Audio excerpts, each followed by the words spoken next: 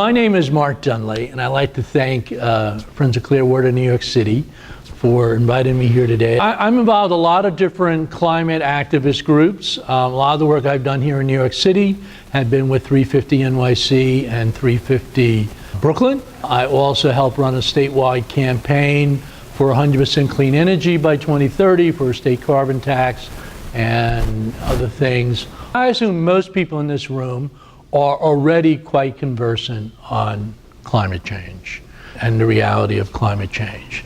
You know, one of the things I've often pointed out to people is that, over 30 years, 40 years of activism, I often have worked with scientists, and I often disagree with scientists. I find scientists to be overly cautious and overly conservative. That's how they're trained to operate.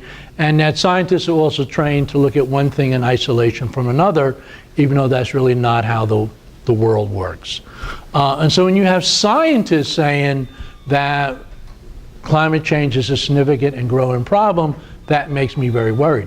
When you have the New York Times devote their entire magazine section to a recent article where they said that pretty much human beings are doomed. The planet is doomed. That 30 years ago there was a window of opportunity to have taken action, and we failed to do so, and now it's too late to stop catastrophic climate change. Now, many people have disagreed with their analysis that there really was this moment 30 years ago which we failed to operate. But surprisingly, very few people have challenged the other assertion, which is that the planet is doomed. Climate change is much worse than we hear in the media. The fact is that there are scientists now who openly write that within 40 to 50 years, there is a possibility that human species will go extinct. That gets my attention. There was a study recently done by scientists at the University of California, San Diego, which made that conclusion. And actually, Jerry Brown, the governor of California, wrote the introduction to the report. The Arctic Circle is on fire. It's been burning for the last month. It hit 90 degrees in the North Pole recently. We will see climate change much quicker at the poles and in the tropics. And one of the big fights in Europe against people like, frankly, Al Gore and who's that guy from New York, Andrew Cuomo, was that we had to try to cap global warming at 1.5 degrees. Rather than the 2 degrees, which is what Mr. de Blasio and Bloomberg and Cuomo and Gore wanted to cap us at. And that is because the developing countries, the ones who did not create climate change and are basically, for the most part, within 2,000 miles either side of the equator, they will not survive 2 degrees. They need to keep it at 1.5 degrees. The industrial nations that caused the problem tend to be more in the middle latitudes, and we'll be able to absorb a little bit higher. But we have the Arctic Circle burning. We have, for the second year in a row, third year in a row, massive wildfires in California. Outside the capital of Greece, in Athens, 80 people killed in a very short period of time. They jumped into the sea in order to try to escape the firestorm that engulfed people, and many of them died when they jumped into the sea. And we can go on and on and on. 3 Category 5 hurricanes hit the United States last year. The people in Puerto Rico, half of them lost electricity for 6 months and lost access to drinking water for 6 months. This is our future. It's going to get worse and worse, and it's happening. What the scientist says is that of all the scenarios we have painted about how climate change will occur, the ones that have been the most depressing, the most devastating, are the ones that are closest to what's happening. And that, in fact, even the most pessimistic assessments, climate change has actually been worse. So this literally is the greatest threat to humanity. It overwhelms all other issues. And I will give some credit to Pope Francis, who did say, besides it's time for the planet to act on climate change, that the climate change will not be solved until we solve issues like oppression of poor people and discrimination and economic inequality. Because it is the same mindset that drives those other oppressions that has driven climate change. So that's just the background, you know, and we don't want people to be too despair, but the reality is climate change is much worse than we're told. We wish scientists would be more open about it. Scientists say we don't want to tell people the truth because we worry that it will just paralyze and people will throw their hands up. I think it would be more important for the scientists to say the truth so that people might be a little bit more forceful. Sweden, climate change is rapidly becoming the biggest issue in their political elections. It recently surpassed healthcare as a concern because they're close to the Arctic Circle and they're saying, what are all these wildfires? What is all this, you know, problems going on? So about 5 years ago, you know, I actually quit my job in 28 years I'd run a statewide anti-poverty organization. And I said, we are losing the fight on climate change and something has to be done. And I felt I had a skill set as an organizer that would make a difference. And I hooked up with this group, 350.org, started by a bunch of college students. And sort of the brilliancy of 350 is that they think of ways to help mobilize people to get involved in climate change. They don't actually work much on policy, which people find surprising.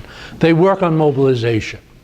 And so 5 years ago, one of the things they decided to do was to push for the issue of divestment, to try to get as many institutions to get rid of their investment in fossil fuels. And they consciously based this on the apartheid the divestment movement for the anti-apartment effort. And partly they were trying to think, how can we take this global problem and provide it with a local organizing component that can make it easier for people to organize? And literally within 3 weeks after they started the divestment campaign, we're trying to get colleges and churches and faith groups, synagogues, and public pension funds to divest. We had 190 campaigns within 3 weeks. And so it was a brilliant organizing strategy. And because I had done a lot of work with the state legislature and in city government, in my prior role at Hunger Action Network, I said I will help coordinate the work to divest the New York City and the New York State pension funds. And I always get it confused, but basically the largest public pension plan in the country is California, and New York City and New York State is number 2 and number 3. I think the state is 2 and the New York City is 3, but we're big. Fast forward, since we started the campaign 5 years ago, we've managed to convince 900 institutions worldwide to divest $6.2 trillion. That's with the T, it's not with the B, trillion. Never in our wildest dreams did we think we would get that much money divested from the fossil fuel companies. In January, the New York City leadership of the pensions voted to begin the process of divestment. We had convinced them 2 years ago after the rally that 350 and others organized, where we put 400,000 people into the streets of New York City. We did get the city to divest from coal. In many ways, they should have been sued for delaying on divesting from coal, because the time they divested from coal, it was worth so little money, it should have been divested a long time ago. So this January, New York City has 5 pension funds, and each pension fund has a number of public officials, usually the mayor, the city controller, and the public advocate, and then the borough presidents get 1/5 vote, and then dependent upon the pension fund, the various unions. DC 37, most of the municipal workers, transit workers or transport workers union, New York State, or United Federation of Teachers. So there's actually about 15 people who get to make the decision. And actually Tish James, as public advocate, had really sort of led the fight, and we were about to win by getting enough votes from the other trustees that Scott Stringer, when he heard that Governor Cuomo came out in favor of divestment, jumped on board, and basically we won. We won the two big pension funds. We did not win the pension funds for the police and for the fire, who tend to be absolutely horrible on climate change, which is really perplexing. Because when you talk about extreme weather and you talk about who's going to go in and pull people out of fires, who's going to pull people out of Hurricane Sandy, it's the firemen and the policemen. So why they would continue to want to invest in the fossil fuel industry is sort of beyond me. Now at the state level, so we won pretty much at the city level. We've had less progress at the state level. And unlike New York City, where there's all these different public officials and unions who are the trustees of the pension fund, at the state level, there's only one guy who gets to make the decision. And that is Tom DiNapoli, who is the state controller. Now, what I did was I went to an old friend of mine, Senator Liz Krueger, as well as Felix Ortiz, and asked them to introduce legislation to require the comptroller to divest. And we have about 50 sponsors now of the bill, but people may not remember, just like Eric Schneiderman was removed or thrown out of office or resigned, the previous state controller was forced out of office, Alan Hevesy, when Spitzer came in. And so Tom DiNapoli was actually appointed as an assembly member by the state legislature to become state controller. That is problematic because the assembly seeks to protect Tom because they view Tom as one of the boys and that he's their guy, they appointed him and they want to protect him. What Tom has argued is that divestment won't accomplish anything. It's symbolic. And that I can have more impact as the state controller by taking the shareholder votes of Exxon, which I have $1 billion in, of Chevron, and I can pass shareholder resolutions to make the fossil fuel companies behave.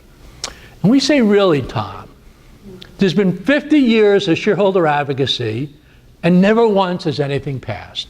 Not once, until recently.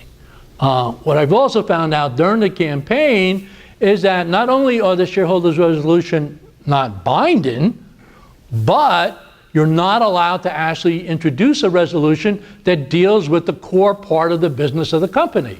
So you can argue we want more women on the board of directors, good issue. You can argue that Exxon should stop discriminating against gays, which Tom DiNapoli, to his credit, introduced. I think it got 18% of the vote or something after many years of trying.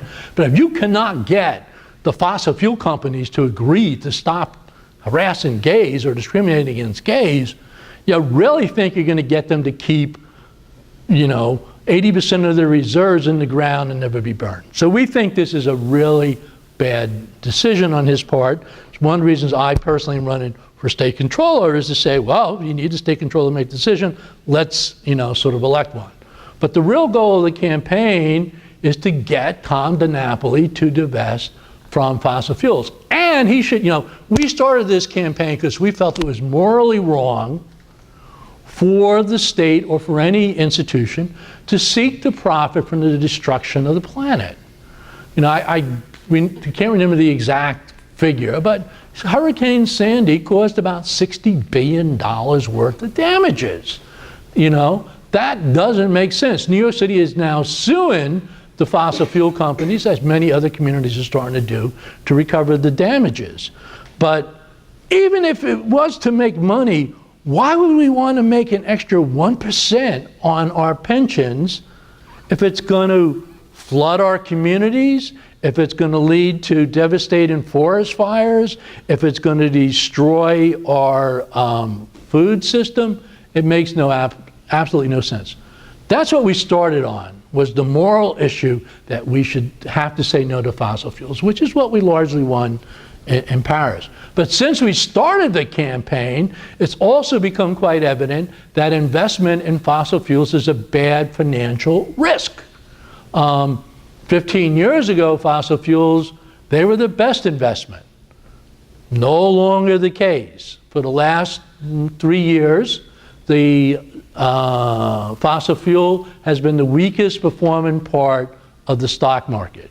2 years ago, we being 350, hired a financial firm to say what would have happened 5 years ago, so 5 years to 2 years ago, if the state had divested when we asked them to do so. And one of the things that we discovered by doing this campaign, the state doesn't really make any investment decisions.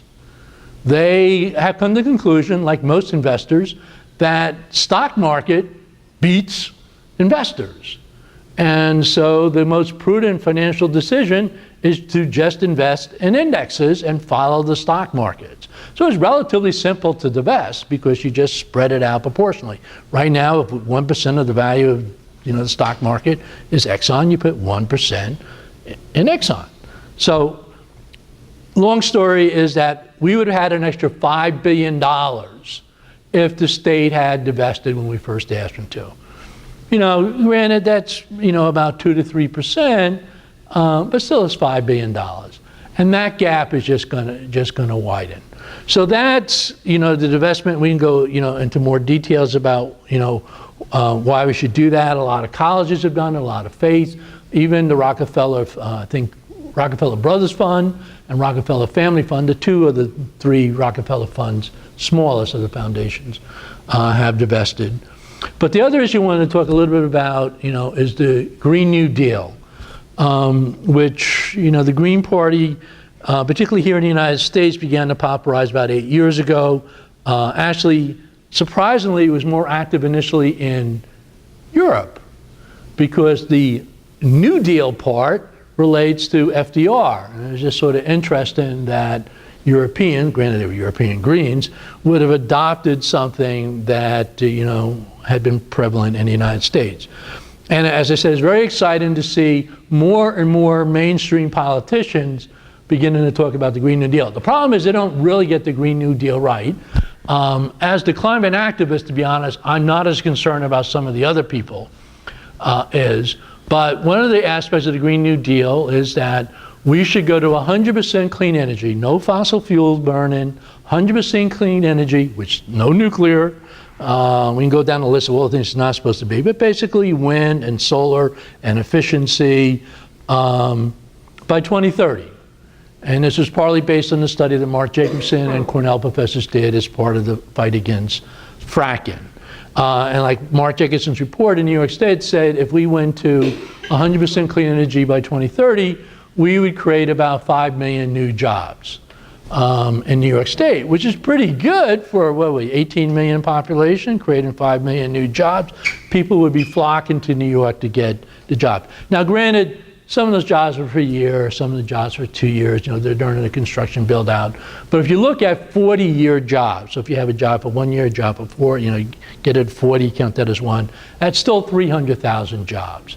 And the reality is right now in the United States, we have 5 times as many jobs in renewable energy and energy efficiency as we have in coal and oil and fossil fuels. And I think the figure is about 12 to 1 in New York State. So in fact, renewable energy is a tremendous job potential, and that becomes the whole concept of full employment. It would also lower electric bills by about 50% compared to what we would be paying if we relied on fossil fuels.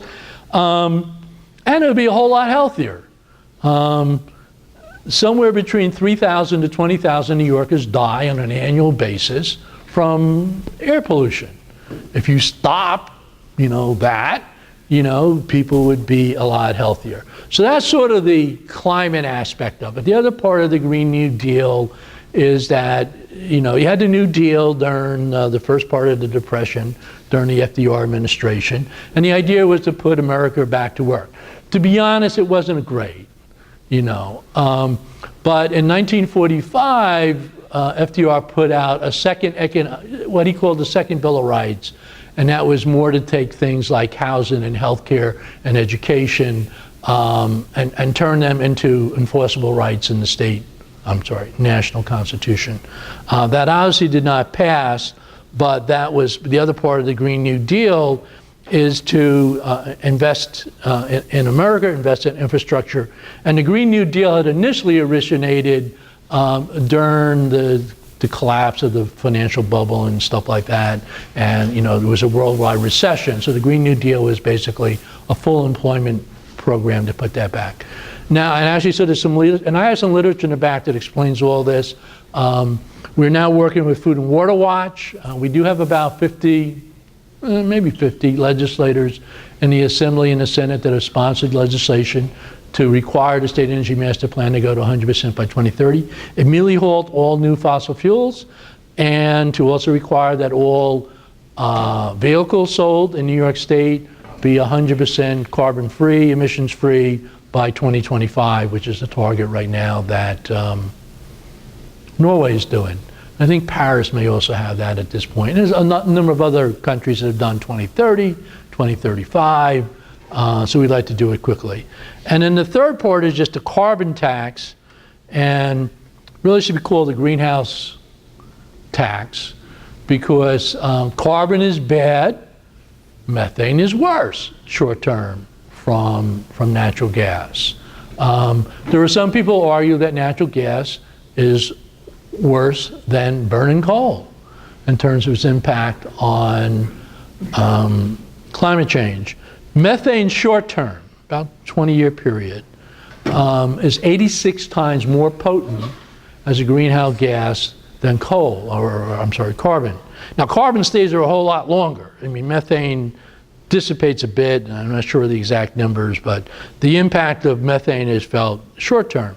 But if you are looking at the point that we're rapidly going across the catastrophic point, and probably the 1.5 degree target, which we set somewhat in Paris, we will hit sometime within the next 3 years, you really have to be concerned about the short-term impact, and that's why methane is so important. And to be honest, I don't think there's any scientist at this point who does not believe that we're just going to blow right past the tipping point of catastrophic clean. No way. There's already too much carbon out there. And in fact, what they're hoping for is a Hail Mary pass, that somehow we figure out how to take carbon out of the atmosphere. Now we've done, I don't know, $50 billion worth of research on that so far. Nothing's worked. People are working on it. There is some stuff we could be doing, stuff like regenerative agriculture, which is basically changing how we deal with crops to put carbon back into the soil, make the soil more nutritious, and reduce the carbon impact. In fact, when we say 100% clean energy by 2030, we don't really believe that we can get to zero carbon emissions or eliminate all carbon emissions by 2030. It's, you know, the first 80–90% is relatively simple to do. The last 5 to 10% is going to be very expensive and very difficult. So what we do is we say get to net zero carbon emissions by 2030, and that would allow us to maybe get 5, 6, 7% carbon sequestration through various agricultural practices. All of this requires the technology exists. And what's the worst thing that happens if we're wrong, that we've overestimated what climate change is going to be, that this idea that it's going to be 90 degrees a lot in New York City is a figment of our imagination? It means that we've gotten to a situation where electricity is cheaper, the air we breathe is cleaner, and we have a lot more people having jobs that pay a living wage. So that's the bad case scenario if you do what we're calling for. So there is a bad case scenario. The fossil fuel companies will be making a whole lot less money. Okay, so it's like, let's save the planet, let's cut the profits for the fossil fuel companies, or let's continue to do what we're presently doing, which means, you know, a good part of New York City, particularly Brooklyn, you know, my home thing, you know, will be uninhabitable. We already have about 50–60 million, you know, refugees, many of them climate refugees across the planet. The whole refugee, you know, crisis we saw in Europe was primarily a climate crisis. Yes, you know, there's a lot of complex reasons related to the fighting that went on in Syria, but a major problem in Syria was a 5-year drought that forced, more residents of rural areas to leave the farms, move into the cities, and that inflamed significant tensions that already existed within that country. But it dramatically accelerated the problem. And we'll just see that more and more places. The Pentagon, even 10, 15 years ago, said that the greatest threat to security on the planet is not terrorism, it's climate change. They understand that if people are forced to flee their home countries and try to find land to grow food and water to drink and some place to get out of the sun, that is what's going to topple countries. That's what's going to lead to, people dying. I mean, last decade, the first real big heat wave in Europe killed about 70,000 people.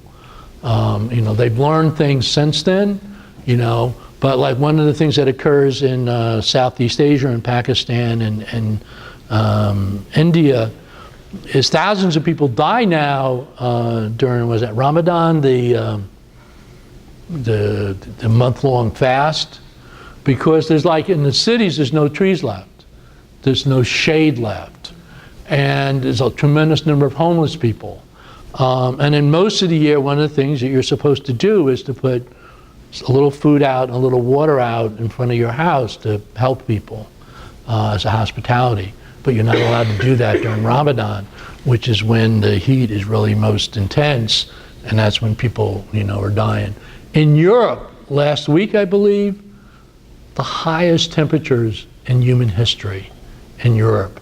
We've had, for the last month, a heat wave across the northern hemisphere, not the United States. We're talking about the entire hemisphere, where you're seeing, a massive typhoon once again hit Japan. We can go on and on. What a carbon tax does, it tries to capture the cost of the damage that burning carbon, burning greenhouse gas, methane causes, both in health costs and, physical costs.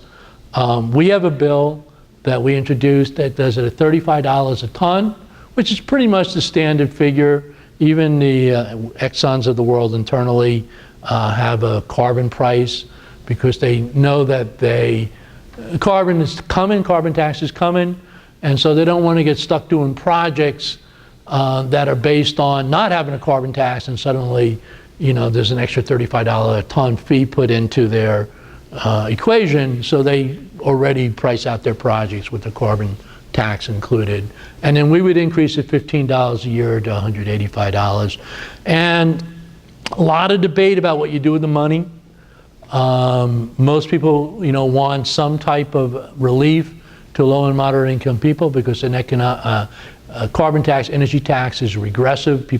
Low and moderate income people spend a higher percentage of their income on energy than the wealthy, and so it hits them hardest.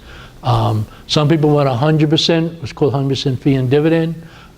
We give 60% back to low and moderate income people, and then the rest is divided between renewable energy and infrastructure and subways and things of that nature. Surprisingly, there is majority support now for a carbon tax in the country. At least some, if not all, the money go back to renewable energy rather than a fee and dividend. Actually polls better. It especially polls better among Republicans, which surprises all of us. But to me, the only reason to do a fee and dividend 100% is, in fact, if that's more politically doable, because in fact we need a lot of money to do transition 100% clean energy.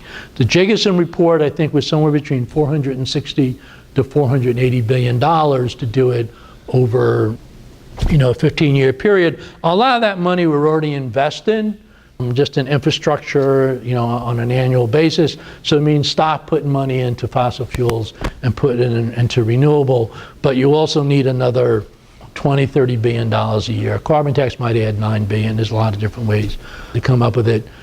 I do want to say it is really important that as we move to renewable energy, we also have to stop greenhouse gases. And you can't just do one and not make sure you do another. And that is why you need to, stop all these fossil fuel projects. And probably everybody here in the room has their own horror story about a particular fossil fuel project that, should not be going on. And I'll finish up with one thing that's had a lot of us in the climate change movement really upset on the divestment issue, but doesn't seem to bother the people in Albany. So there's a woman named Vicki Fuller, who's the chief investment officer, or had been, for the state pension plan, has been the principal spokesperson arguing against divestment. So she just retired to collect her pension. She was awarded a position on the board of directors, which pays a good little amount of money, on the Williams Company, which is doing the Williams pipeline, the Constitution pipelines. Literally spends hundreds of thousands of dollars lobbying the state legislature on fossil fuels and on fracking. And the state, Vicki Fuller, had $160 million invested in the Williams Company. So we're all screaming, wait a minute, there's a big conflict of interest. No wonder why we weren't able to get these guys to divest. I mentioned that Hevesy had been kicked out and Tom DiNapoli had been appointed by the state legislature. Well, there was a controller between Hevesy and between DiNapoli for about 4 months. He had been deputy controller for many years, so they made him acting controller. He has been screaming at DiNapoli, divest. And he just actually, New York City had a request for information for their divestment efforts. He wrote a report that documented how, in fact, investment in fossil fuels is a bad financial risk. And at this one hearing we had, there was sort of a shouting match, New York State Senate, between Tom Sanzillo and in the state controller's office, led by the two guys who were most supportive of not divesting, and that was Vicki Fuller and this other guy who used to be a good guy, still is a good guy. Tom DiNapoli is a good guy. Pete Granis, former state assembly member who is now the #1 person under DiNapoli. So I see mouths opening up here. So ready for any questions, more explanation, and I don't pretend to be an expert on everything. My buddy here, Ken Gill, always is able to provide some additional information that's helpful to the discussion, but I'd be happy to try to answer questions. What about eating meat? Well, that's not part of divestment. It's not part of carbon tax, but yes, animal husbandry is the second biggest source of greenhouse gas emissions on the planet, primarily from raising cattle. So, even things like meatless Fridays, can have, a beneficial impact. Going to a plant-based diet would definitely reduce your, carbon footprint. I mean, we can go into a lot of other things. I mean, we talk a lot in New York State, at least at the, the policy wonk level with the governor, about trying to green our electric production. Now, the reality is we have 19%, which we've had for 40, 50 years, of our electricity comes from hydroelectric, during the Great Depression and stuff like that. Since then, since Pataki, Spitzer, Patterson, and Cuomo, we managed to have a grand total of 4% of the state electricity coming from wind, which is 3%, no offshore wind yet, and 1% from solar. And Cuomo has been horrible on all issues, but particularly on solar, where he's been blocking the community solar operation. But electricity, which is the easiest to go to green, only represents about 24% of the carbon footprint. The two big ones, especially in New York City, is heating and cooling buildings, and then transportation, and they're both at about 35 to 39%. The jewel of the American transportation system is the New York City subway system, which, everybody's been starving and, sort of fallen down. And then the big fight in New York City is retrofitting the buildings, especially the huge buildings of about like 100,000 square feet. Bloomberg thought that he would require the building operators to have to do energy audits so that they would see that they could, have savings by putting in new windows and stuff like that. And so he did that. He thought, as good capitalist, we got to get rid of capitalism, by the way, that's what the Pope says. But as good capitalists, they would see that they could make money through the energy orders, and they would do it. But hardly any of them have done it, because it's just too disruptive, and the energy costs maybe 2%, 3%, 4% of the costs operating the thing. So it needs to be mandated. We've tried the voluntary approach. We need to move the mandate, and then you got to lower the threshold level from 100 to as many buildings as possible. In New York City now, there's a lot of tall buildings being built. Are they as disastrous as they appear to be? I would say generally yes. Could you repeat the question? The question is, there's a lot of tall buildings being built at this point. Are they as disastrous in terms of climate impact as one would guess by looking at the size of it? I don't know the exact answer to that. There was a group called Align New York, which used to be Jobs with Justice, and also the Green Urban Council. So they've done a lot of the work on building efficiencies. But one of the things they did in California just recently is they're going to require all new buildings, not only to be net zero carbon emission, but to actually install solar. Now, I don't actually personally believe that solar is always the answer. But as long as you're doing renewable energy, maybe it's geothermal. They are requiring their buildings to eliminate their carbon emissions, which you can technologically do. Even the construction industry didn't really fight it all that much in California.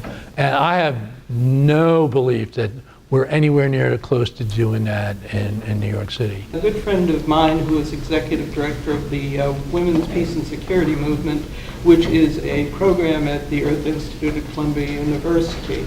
And I wondered what you were thinking of that. And then one of the things I'm rather depressed with, I guess it was about 4 years ago, there was an El Nino which eventually impacted Western and Central Africa.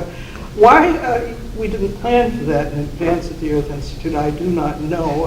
I was actually somewhere else doing a different project, but coming back, if in 4 years you realize there's going to be an El Nino that will cause a drought and a famine and displace people, you had talked about people relocating to Europe, why there was not something done that supports of water and food for the people who did then face a drought and famine. So if you'd like to comment on that, it would be interesting. The people at Columbia I have mixed reviews about. I'm not an expert on Columbia. I was just writing earlier today that they hosted this guy, Al Gore, who I do have a lot of problems with, and they brought in Cuomo. And it was right before the Paris Climate Agreement. And so they're all going wild. Yay! We're supporting putting a cap on 2 degrees. Aren't we great? Cap global warming at 2 degrees centigrade. Now, the big fight in Paris was to cap global warming at 1.5 degrees, because that is what the developing countries, 107 of them, said, we need 1.5 degrees in order to survive. And here was the institutional voice of the American climate change movement, basically backing the industrial polluters. So that's the one thing I knew about Columbia. They're okay, but don't go far enough. And then the third one, why don't we, when we know that things are going to occur, why don't we take more action collectively to try to help people out? That's the problems with the, worldwide, political system about the United States. We made all these commitments in Paris to put an inadequate amount of money on the table by the industrial polluters to deal with the damages being caused in the developing world by climate change, and hardly any of that money has in fact materialized, and that money was probably less than 1/10 of what was needed. The problem is, how do you convince America's Great Again supporters? How do you convince those people that we in fact have some responsibility to deal with the problems in the rest of the world that we've helped created? Cornell University's Graduate Center in Roosevelt Island, Right. their 26-story building, they say, is 70% efficient. The way they built it, taken from the passive housing from Germany, I guess, essentially. So I don't understand. They claim that because of the way it's built, they use 800 tons less oil each year. So why wouldn't all these other companies who are building these buildings take it from what Cornell University is doing? It would be cost efficient and eliminate a lot of toxic air coming from the building. Correct. So why aren't they doing it? You got to get the attention of the guys at the top. I mean, one thing I think also with Cornell, we had hoped they were going to do geothermal, and apparently that was put on the back burner for some reason. But Cornell's been very good. You know, Cornell has been very committed to sustainability, and actually is very helpful at colleges in that things like sustainability for energy and sustainability for local food is something that they market to colleges to their students. And so colleges had been very good, and the new SUNY chancellor wanted to go to 100% clean energy. Then I also happened to call up the woman who ran energy for New York State for the universities, and I said, what about this idea about going to 100% clean energy? And she just very friendly badmouthed it right down the line. And I said, have you been listening to your chancellor who gave a speech yesterday? You got to be prepared, because she just told the state that you're going to 100% clean energy. They should be doing it. It does make sense. That's why you should have mandates that you don't have a choice, that you have to build these buildings that way. And that's what a lot of the other countries are doing. They're requiring things like green roofs.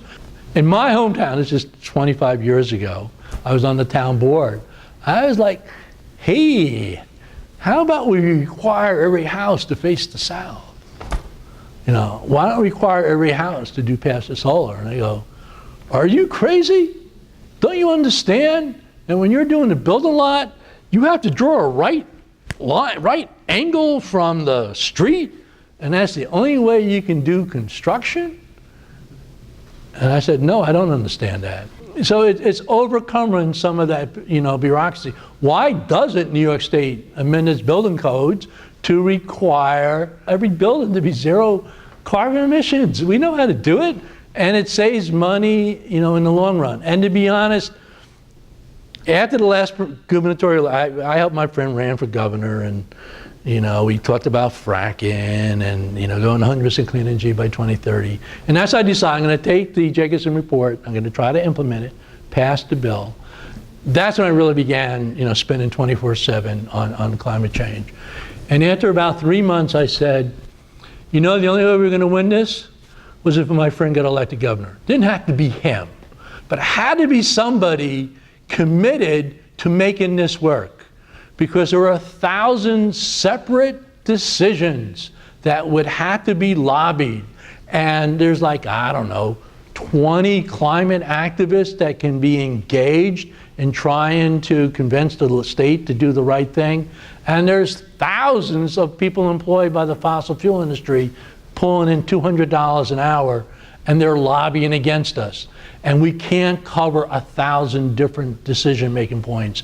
And if you don't have somebody at the top saying, this is what we're going to do, it's not going to happen. The one thing that Bill McKibben, I find a little bit naive, I love Bill, but you know, Bill got into the Democratic National Platform was the concept from the climate mobilization that we're going to do a mass mobilization comparable to what we did after World War II, go on to emergency status, and we're going to solve climate. Absent that, it's not going to work. All of this is common sense, but it's not where the profits are from the fossil fuel industry, and they don't think it through. But it's very helpful when Cornell does that and then does educational tours and show people, why don't you do it? And you're hoping that the new young architects coming along come in with that mindset that, you know, we can do this differently. But I built, you know, my home intentionally in the passive solar, you know, community 35 years ago. We knew how to do this, but it just wasn't something that penetrates people's, you know, consciousness. The Earth Institute and Columbia University takes money from so many polluting sources, and they help greenwash polluters and polluting politicians. I have absolutely no faith or trust in them at all. Okay. And as for El Niños, we're not that good at predicting them yet. Right.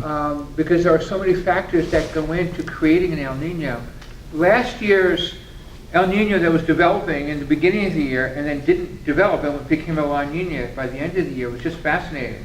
And it may have been air pollution from China that made that happen.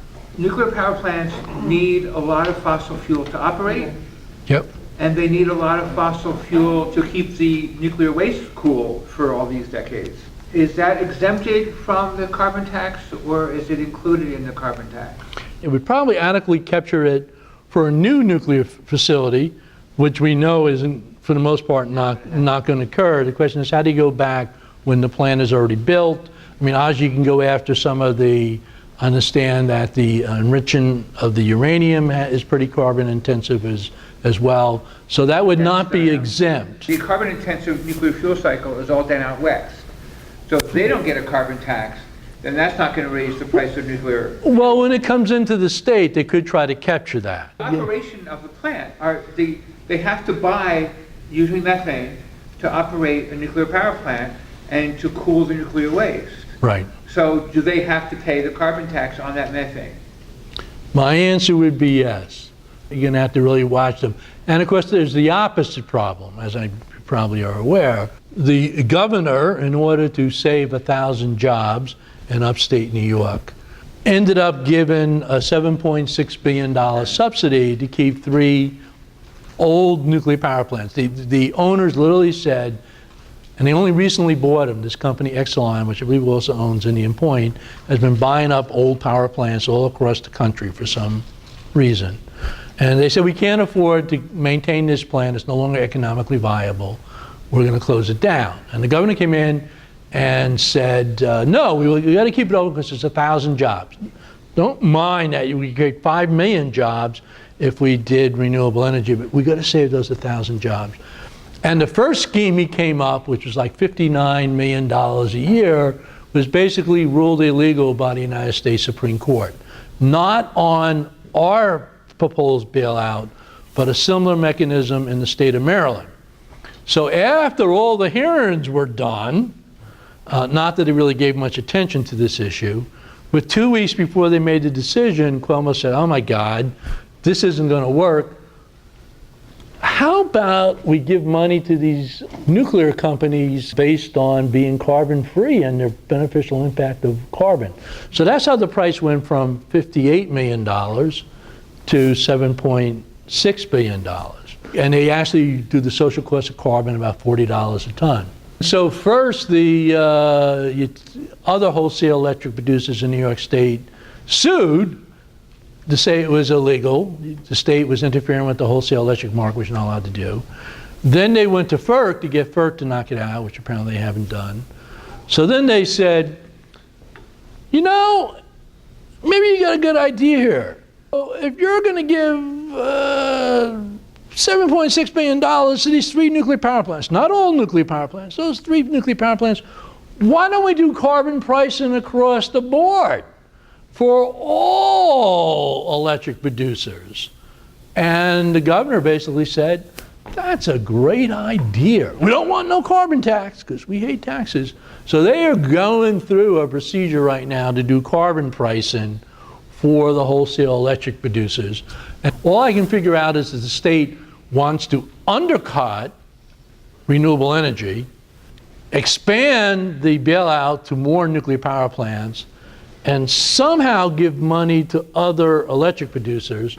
And I'm curious how these other electric producers, like natural gas, actually would qualify for being carbon neutral. So that's the big carbon pricing scheme that's going on right now in New York State. And I go to meetings and there's 200 people in 3-piece suits representing the utility companies, and then there's like 3 of us, and we're like, what are they talking about? So I'm very worried about that. So are we about done? I used to meet in this room all the time because I used to coordinate the New York City coalition working on the Farm Bill, which is always a disaster. And so as the Farm Bill 5 years ago was going down, a friend of mine gave me a book written by her a high school friend from Stuyvesant High School. And it was about the history of the New Deal. There were some really good things about the New Deal. Like whatever Frances Perkins got her hand on, that was really good. But the reality was that Roosevelt didn't have any idea what he was doing, other than he needed to do something. Whatever people brought to him, he basically said, let's try that. And so a lot of things were sort of really inconsistent. And it just didn't do the type of level of economic stimulation that we wanted. And then, unfortunately, World War II, is what eventually got us out of the Depression. I'll end with this. More my wife than I, so 35 years ago when we were young whippersnappers, we spent 10 years of our life stopping garbage incinerator from burning garbage in a low-income neighborhood in Albany. It was called the Answers Plant. It was actually owned and operated by the state. And we won because most days all the soot, you literally could see the soot every morning in people's car, fell into this black neighborhood. So who cares? And then one morning, the wind shifted and the snow fell. And on the governor's front yard, it was covered with black soot. And so we finally shut it down. And what our good governor wants to do, the new Cuomo, it was Mario Cuomo he got the black soot on his lawn. Andrew Cuomo wants to reopen that garbage incinerator, but now put in 2 new gas turbines. For a century, we've been burning gas and other stuff to boil steam to create heat, to heat and cool the Empire State Plaza. Now he wants to sexy it up by calling it a microgrid and putting some electricity in that. And he wants to do basic. Do you know how good combined heat and gas is? Well, buddy, 15 years ago that was cutting edge technology, but 15 years has gone by. Do you know how good geothermal is? And, and when they first came to me to geothermal, they were like, oh, you can't do geothermal. You can't, St. Patrick's is geothermal now, by the way. You can't put all those holes in the ground at the state capitol. And so our geothermal expert says, well, why don't we take water from the Hudson River? And I went, wait a moment. You can't know water from the Hudson River. What's the temperature of the water going to go back it in? And he looks at me and says, you've been taking water from the Hudson River for 100 years. What do you think you're doing with that steam engine? And we will have a much more closed system. We'll reduce significantly the environmental impact of that steam plant by doing it with geothermal. And so we have a big fight right now with the governor to stop burning natural gas, new gas turbines, go to geothermal for the heat and cooling, and then try to figure out solar, wind to supply the rest of the electricity. You mentioned SUNY, and SUNY New Paltz just has copied Bayonne High School. They got a solar panel battery system so they can power the whole thing, and it's been a success. And they are an evacuation center. There's an emergency. People are sent there. And so they want to expand that to all 64 SUNY campuses, and 90% of the population of New York lives near a SUNY campus. So all evacuation centers will have power no matter what the emergency is. Well, it's good because they want to turn basically the Empire State Plaza into that emergency evacuation system. And that's why they need a microgrid. And I've been doing anti-poverty work for food pantries for 30 years, and I said, I'm not an expert on this, but wouldn't it make more sense to decentralize this and focus on our local schools and put together 8 evacuation centers rather than this monstrosity of a building and have that be our evacuation center? That worked really well. Was that the Houston Astrodome or the one in Katrina down there in New Orleans?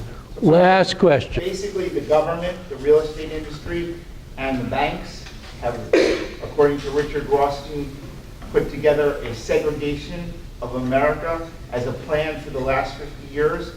And given, this is a housing question, not an environmental one, but given the current climate, which wants to get rid of the voucher program completely, how do you foresee any focus on, as somebody who worked in anti-poverty work for 30 years, how do you foresee any focus on getting the government back in the concept that poor people matter. New York State and New York City has the most segregated housing and the most segregated schools in the entire country. Worse than Mississippi, worse than Arkansas, worse than Texas, and it boils down to the housing. So one of the things some of us have been calling for is to basically, and of course, we had this little thing called NYCHA, which is a disaster, to really expand public housing and a different concept, not the ghettoized warehouse, you know, throw it in the isolated neighborhood with no services, but as they do in Europe, mixed public housing. It's more scattered site, but it's also mixed income. And so you have some people in middle income, some people really well off, and low income people. Because in America, as Roy says, an anti-poverty advocate, any program that's operated for poor people, for some reason, is operated poorly. Programs that are operated for a broader social spectrum, like Social Security and Medicare, which have its own problems, but they tend to be operated a whole lot better because you have a much broader part of the political system invested in it. We have 3,000 food pantries and soup kitchens in New York State. We feed 3 million people. These did not exist in the 70s. These came about in 1980. We think that food pantries and soup kitchens are institutionalized in America. They're a relatively new phenomenon. And a lot of it has to do with the Reagan budget cuts of 1980, and a lot of that had to do with housing. And the housing cuts that were made, particularly in Section 8 in 1980, have never been restored. And so we, A, don't have enough support for affordable housing, and housing costs across the, naive guy that I was, my friend's running for governor, I said, man, you're talking about housing costs. And I've been living in New York City for the last 7 years, and I'm back upstate. I knew that New York City housing costs were bad. But once I lived in New York City, oh my God, it's crazy. So in any case, I was arguing, yeah, housing costs are a real problem in New York City, but it's not a problem in Schenectady or Utica, because we got all these abandoned houses. He goes, no, it's a statewide problem. An increasing percentage of people are spending, above 30% of their income on housing, and a very high percentage are spending 50% or more of their income on housing. So we need to put more money into public housing, and we need an expanded subsidized housing assistance, like Section 8, but broader and works better, a rent subsidy. Okay. Thank you all very much.